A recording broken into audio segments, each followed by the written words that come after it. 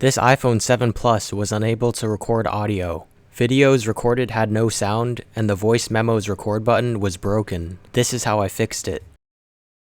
Today we have an iPhone 7 Plus described as having an audio issue. First, we're going to figure out what the symptoms are. Just a quick note, I was supposed to have another camera angle to show what I was doing, but I ran into some issues while recording. So I'll be using this voiceover to describe what I'm seeing. Currently the phone is boot looping because the battery is not good. So we're gonna have to power this up using our DC power supply. So it turns out the battery wasn't the problem because it was still boot looping with the power supply. What ended up being the issue is actually this ear speaker front camera flex. So as you just saw, I unplugged every flex cable except for the battery and the display connectors of the screen. So as you can see, I only booted up once I unplugged this top speaker flex. So we're gonna have to replace that flex cable. I'm not gonna bore you with the details on that, I'm just gonna do it. Faulty flex cables can sometimes cause boot looping. When they're damaged, they can become short, causing the voltage on the communication line to drain to ground instead of reaching the CPU. This communication line is called the I2C, and it's how the CPU speaks to the ear speaker flex. When the CPU does not receive the proper voltage on this I2C line, it will prevent the phone from booting up. This is why it's always standard procedure to test the boot up without any flex cables attached.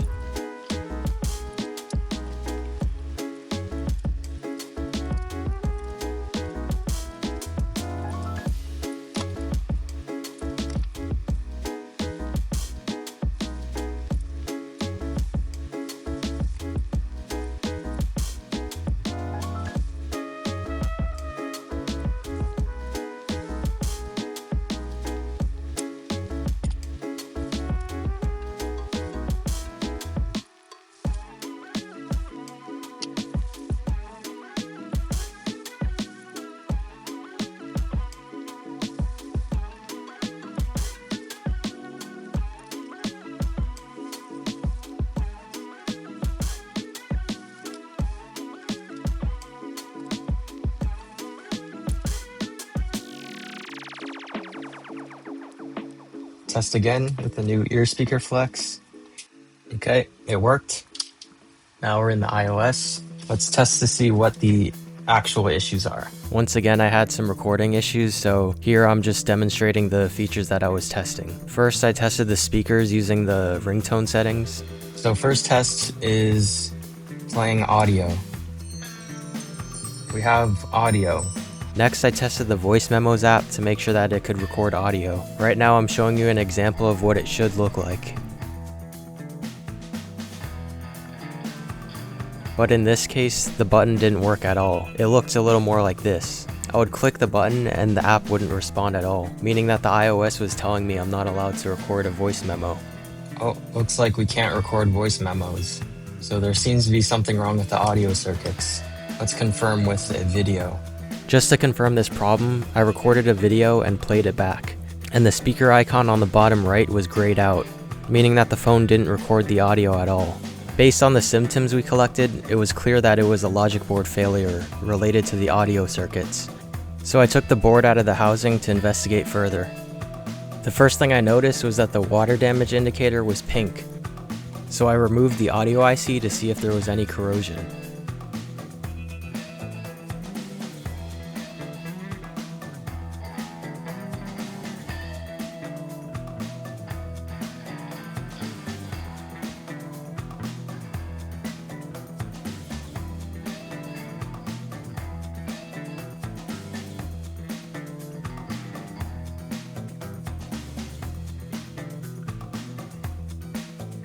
I then measured the diode mode values of the pads beneath the audio IC and compared them to my board view software.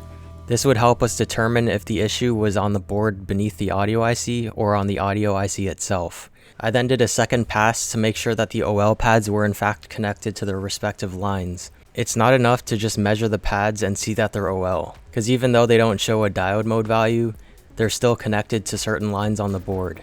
So I had to use continuity mode to make sure that they were still connected to other components on the same line. After measuring all the pads, I didn't find anything abnormal. So this meant that we either had a faulty audio IC or the audio IC was somehow disconnected or short.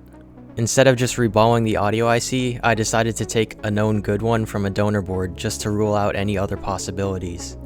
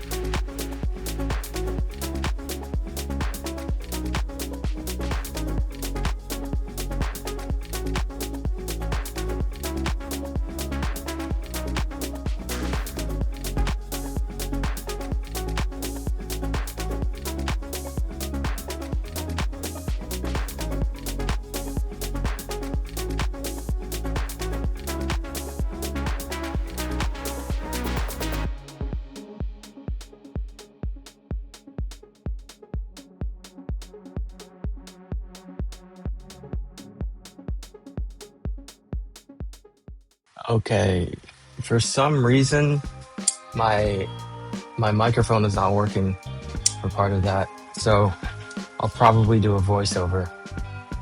Anyways, we've replaced the audio IC, we verified all the pads below are connected to the board, and now let's test again. So first we're going to check voice memos. Look at that, recording. Look at that. So it looks like we fixed it. Test, test, test. Test, test, test. And now we have the option to turn on audio. Test, test, test. Test, test. All right.